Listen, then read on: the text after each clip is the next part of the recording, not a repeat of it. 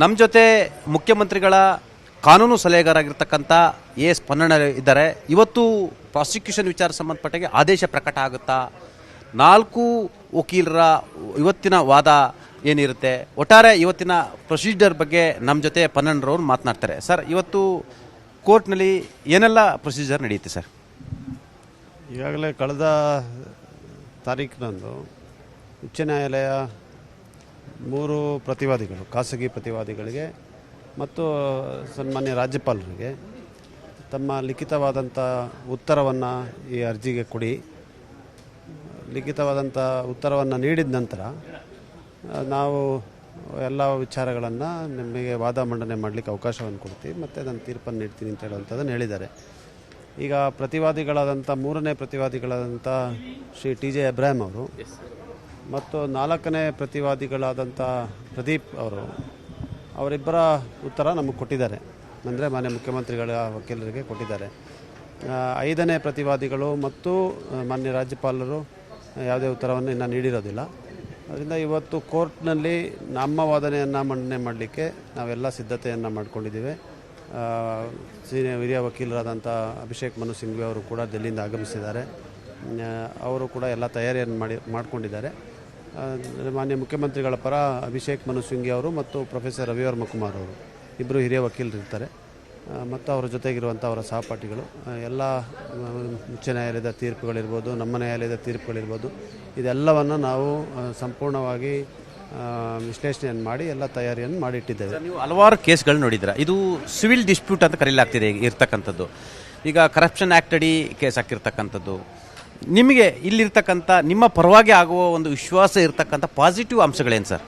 ಅಲ್ಲ, ಈಗ ನೋಡಿ, ಒಂದು ಮೂಲ ವಿಚಾರ ಏನು ಅಂತ ಹೇಳಿದ್ರೆ, ಯಾವ್ದಾದ್ರು ಒಂದು ಅಪರಾಧ ಎಸಗಿದ್ದಾರೆ ಯಾರಂತ ಒಂದು ಆರೋಪ ಮಾಡಬೇಕಾದಾಗ ಯಾವ ಅಪರಾಧ ಎಸಗಿದ್ದಾರೆ, ಯಾವ ಅಪರಾಧವನ್ನು ಅವ್ರು ಮಾಡಿದ್ದಾರೆ, ಅದರ ಅಂಶಗಳೇನು, ಆ ಅಂಶಗಳಲ್ಲಿ ಆ ದೂರಲ್ಲಿದೆಯಾ, ಇದು ಭಾಳ ಮೂಲವಾಗಿ ನಾವು ನೋಡಬೇಕಾಗಿದೆ. ಇದೇ criminal law is set into motion.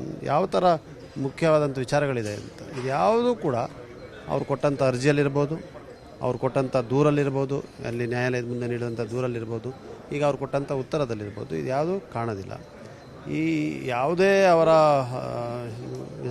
ವಿವೇಚನೆ ಅಂದರೆ ಅವರ ಇಮ್ಯಾಜಿನೇಷನಲ್ಲೂ ಕೂಡ ಇದು ಕ್ರಿಮಿನಲ್ ಅಫೆನ್ಸ್ ಆಗಲಿಕ್ಕೆ ಸಾಧ್ಯ ಆಗೋದಿಲ್ಲ. ಅದರಿಂದ PC ಆ್ಯಕ್ಟ್ನಲ್ಲಿ ನೋಡಿ, ಭಾಳ ಮುಖ್ಯವಾಗಿ 17A ಯಾವುದಾದ್ರು ತೀರ್ಮಾನವನ್ನು ತಗೊಂಡಿರಬೇಕು, ಯಾವುದಾದ್ರು ಒಂದು ಕಡತದ ಮೇಲೆ ಅವರ ಸಹಿ ಇರಬೇಕು, ಅಥವಾ ಒಂದು ಏನಾದ್ರು ಒಂದು ಬರಹ ಇರಬೇಕು, ಅಥವಾ ಒಂದು ಪತ್ರ ಇರಬೇಕು. ಇದು ಯಾವುದೂ ಇಲ್ಲ. ಭಾಳ ಇವತ್ತು ಹೇಳ್ಬೇಕಂತ ವಿಶೇಷವಾಗಿ ಅವರ ಉತ್ತರದಲ್ಲಿ ಪ್ರತಿವಾದಿಗಳು ಕೂಡ 17A ನಮಗೆ ಬೇಡ ಅಂತಲೇ ಹೇಳ್ತಾರೆ. ಅದೆಲ್ಲ ನಾವು ಕೋರ್ಟ್ನಲ್ಲಿ ವಾದವನ್ನು ಮಂಡನೆ ಮಾಡ್ತೀವಿ. ಅದರಿಂದ ಇದರಲ್ಲಿ 17A ಪ್ರಾಸಿಕ್ಯೂಷನ್ ಪ್ರಯರ್ ಅಪ್ರೂವಲ್ ಕೊಡೋದಾಗಲಿ, 218 ಸ್ಯಾಂಕ್ಷನ್ ಕೊಡುವಂಥದ್ದಾಗಲಿ ಯಾವ ಅಂಶ ಕೂಡ ಇಲ್ಲದಿರುವಂಥ ಒಂದು ಪ್ರಕರಣ. ಸಂಪೂರ್ಣವಾಗಿ ರಾಜಕೀಯ ಪ್ರೇರಿತ, ರಾಜಕೀಕರಣಕ್ಕೆ ಇವತ್ತು ಈ ಮಟ್ಟಕ್ಕೆ ಒಂದು ಸಾಂವಿಧಾನಿಕ ಹುದ್ದೆ ಬಲಿಯಾಗಿದೆ ಅಂತ ಹೇಳಿದ್ರೆ ಭಾಳ ವಿಷಾದಕರ ಮತ್ತು ಅಪಾಯಕಾರಿಯಾದಂಥ ಬೆಳವಣಿಗೆ. ಸರ್, ಇವತ್ತು 4 ವಾದಗಳು ಇರ್ತಕ್ಕಂಥದ್ದು. ಈ ಸಂದರ್ಭ ತಾವು ಅಬ್ಜೆಕ್ಷನ್ನ ಫೈಲ್ ಮಾಡ್ಬೋದಾ? ಅಲ್ಲ, ಈಗ ಅವರ ಸಂಪೂರ್ಣವಾದಂಥ ಅವರ ಉತ್ತರವನ್ನು ಅಂದರೆ ಅವರ ರಿಪ್ಲೈಯನ್ನು ನೋಡಿದ ಮೇಲೆ ಅದಕ್ಕೆ ನಾವು ರೀಜಾಯಿಂಡರ್ ಅಂತ ಹೇಳ್ತೀವಿ. ಅದಕ್ಕೆ ನಾವು ಇನ್ನೇನಾರೇ ಹೇಳಬೇಕಾದ್ರೆ ಲಿಖಿತವಾಗಿ ಹೇಳಲಿಕ್ಕೆ ಸಾಧ್ಯ ಆಗ್ತದೆ. ವಾದ ಪೂರ್ಣಗೊಂಡ ಮೇಲೆ ಲಿಖಿತವಾದಂಥ ವಾದವನ್ನು, ರಿಟರ್ನ್ ಆರ್ಗ್ಯುಮೆಂಟ್ಸ್ನ ಕೂಡ ನಾವು ಸಲ್ಲಿಸಲಿಕ್ಕೆ ಅವಕಾಶ ಇರ್ತದೆ. ರಿಟ್ ಪ್ರೊಸೀಡಿಂಗ್ಸ್ ರೂಲ್ಸ್ ಪ್ರಕಾರ ಯಾವ ರೀತಿ ವಾದ ಆಗ್ತದೆ, ನ್ಯಾಯಾಲಯ ಯಾವ ರೀತಿಯಾದಂಥ ಇದನ್ನು ಪರಿಗಣಿಸ್ತದೆ, ಏನನ್ನು ನಮ್ಮಿಂದ ಬಯಸ್ತದೆ, ಇದೆಲ್ಲವನ್ನು ನೋಡಿ ಆ ತೀರ್ಮಾನಗಳನ್ನು ತಗೊಳ್ತೀವಿ. ನಮಗೆ ವಿಶ್ವಾಸ ಇದೆಯಾ ಸರ್? ಮುಖ್ಯಮಂತ್ರಿಗಳ ಪರವಾಗಿ ತೀರ್ಪು ಬರೋ ವಿಶ್ವಾಸವನ್ನು ವ್ಯಕ್ತಪಡಿಸ್ತೀರಾ?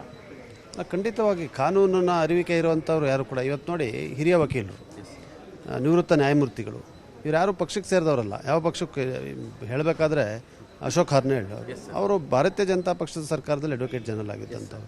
PV ಆಚಾರ್ಯನವರು ಅವರು ನಮ್ಮ ಸರ್ಕಾರದಲ್ಲಿದ್ದರು, ಭಾರತೀಯ ಜನತಾ ಪಕ್ಷದ ಸರ್ಕಾರದಲ್ಲಿದ್ದರು. ಅವರೆಲ್ಲ ಭಾಳ ಹಿರಿಯತನ ಹೊಂದಿರುವಂಥ ವಕೀಲರು. ಅವರೆಲ್ಲರೂ ಕೂಡ ಹೇಳಿದ್ದಾರೆ, ರಾಜ್ಯಪಾಲರ ಇದೇನು ಕ್ರಮ ಇದೆ ಇದು ಕಾನೂನುಬದ್ಧವಾಗಿಲ್ಲ ಅಂತ ಹೇಳುವಂಥ ಮಾತನ್ನು ಅವರೇ ಹೇಳಿದ್ದಾರೆ.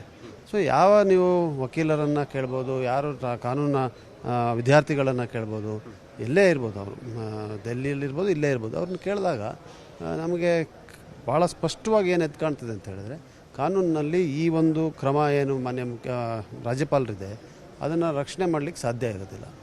ಸರ್, ನಿಮ್ಮ ಪ್ರಕಾರ ಈ ಪ್ರಾಸಿಕ್ಯೂಷನ್ ಅನುಮತಿ ಕೊಟ್ಟಿರ್ತಕ್ಕಂಥದ್ದು ಪೊಲಿಟಿಕಲ್ ವೆಂಡೇಟದ ಭಾಗ ಅಂತೇಳಿ ನೇರವಾಗಿ ರಾಜ್ಯಪಾಲರ ಮೇಲೆ ಆರೋಪ ಮಾಡ್ತೀರಾ ಸರ್? ನೇರವಾಗಿ ನಾವು ಲಿಖಿತವಾಗಿ ಆರೋಪವನ್ನು ಮಾಡಿದ್ದೀವಿ. ನಾವು ಬರೀ ಸಂಪುಟ ಸಭೆಯ ನಿರ್ಣಯ ಮಾತ್ರ ಅಲ್ಲ, ಮುಖ್ಯಮಂತ್ರಿಗಳ ಉತ್ತರ ಮಾತ್ರ ಅಲ್ಲ, ಇವತ್ತು ನ್ಯಾಯಾಲಯದ ಮುಂದೆ ಹೋದಂಥ ರಿಟ್ ಅರ್ಜಿಯಲ್ಲೂ ಕೂಡ ನೇರವಾದಂಥ ಆರೋಪವನ್ನು ಮಾಡಿದ್ದೀವಿ. ಯಾಕಂದರೆ ರಾಜ್ಯಪಾಲರು ಭಾಳ ದೊಡ್ಡ ಹುದ್ದೆ, ಅದು ಅದರ ಘನತೆಯನ್ನು ಕಾಪಾಡುವಂಥದ್ದು ಅಲ್ಲಿ ಯಾರು ಇರ್ತಾರೋ ಅವರ ಜವಾಬ್ದಾರಿ ಆಗಿರ್ತದೆ. ಅದು ಆ ರೀತಿಯಾಗಿ ಅವ್ರು ನಡ್ಕೊಳ್ದೇ ಇದ್ದಾಗ ಆರೋಪ ಮಾಡಿರೋದೇನು ಹೊಸದೇನಲ್ಲ ರಾಜ್ಯಪಾಲರ ಮೇಲೆ. ರಾಜ್ಯಪಾಲರು ಈ ಥರ ನಡ್ಕೊಂಡಿರೋದು ಕೂಡ ಹೊಸದಲ್ಲ. ಅದರಿಂದ ಇದು ನಮ್ಮ ಪ್ರಜಾಪ್ರಭುತ್ವ ಒಂದು ವ್ಯವಸ್ಥೆಯಲ್ಲಿ ಇದಾದಾಗ ನಾವು ಆರೋಪವನ್ನು ಮಾಡೇ ಮಾಡ್ತೀವಿ. Yes sir, thank you very much. ಇದು ಎಸ್ ಪನ್ನಣ್ಣರವರ ಅಭಿಪ್ರಾಯ. ಒಟ್ಟಾರೆ ಇಡೀ ಪ್ರಕರಣದಲ್ಲಿ ಯಾವುದೇ ಸಾಕ್ಷ್ಯಾಧಾರಗಳು ಇಲ್ಲ ಅನ್ನೋ ಮುಖಾಂತರ ತಮ್ಮ ಪರವಾಗಿ ಆದೇಶ ಬರುವ ವಿಶ್ವಾಸವನ್ನು ವ್ಯಕ್ತಪಡಿಸಿರುವಂಥದ್ದು. ಕ್ಯಾಮ್ರಾ ಪರ್ಸನ್ ಶಿವಪ್ಪ ಜೊತೆ ಚಿದಾನಂದ ಪಟೇಲ್, ನ್ಯೂಸ್ 18 ಕನ್ನಡ, ಬೆಂಗಳೂರು.